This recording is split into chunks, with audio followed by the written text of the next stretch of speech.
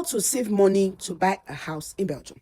In the olden days, you did not need any amount of money. The banks then used to borrow us money, total money, to buy the house, buy the notary's money, buy everything, before it was possible. That is not possible anymore. Now, before you buy a house in Belgium, you must at least have your own money to pay for registration fee and to pay notaries after you have secured yourself 100% mortgage. Yeah, I know it can tend to be difficult for we Africans, especially people that have families back home, because most of us actually left home to feed home. If you are still affected, seriously affected by black tax, saving money can be difficult for you. I get that and I respect that, but I just want to give some 1 or 2 tips that might help you in a certain amount of time to gather and to save up that amount of money. The first thing I'm of the opinion that helps a lot is your mindset. The mindset of I want to buy a house, the mindset of I want to acquire this for my children, the mindset of I want to give myself and my children a stable home and stability. I want them to grow up in one environment and they are big and grown. You understand? The mindset of this is what I want and want to achieve it. The mindset of not seeing that money as a savings, but rather as a project. You see that, okay, this is a project to buy a house. This is where the money is going to be going into. Yeah.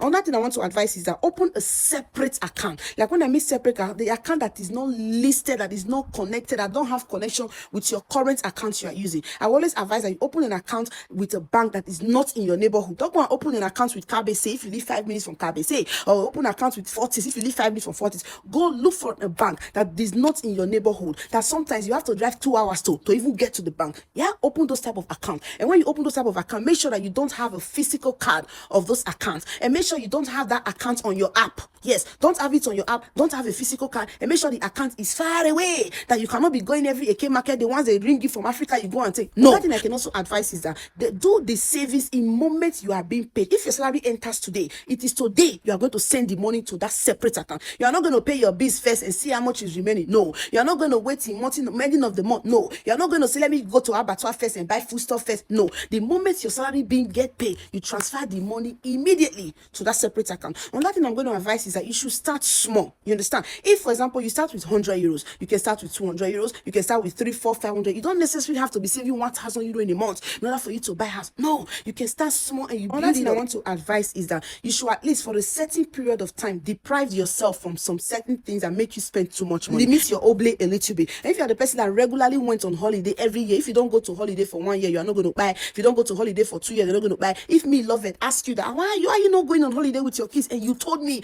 that you were saving money to buy house, I will not judge you. So you can limit holidays for 1 year, 2 years, 3 years. Limit excess spending for 1 year, 2 years, or few years, just to be able to gather that amount of money. Don't forget, like I said, it's not a savings, but it's a project, and the mindset helps a lot.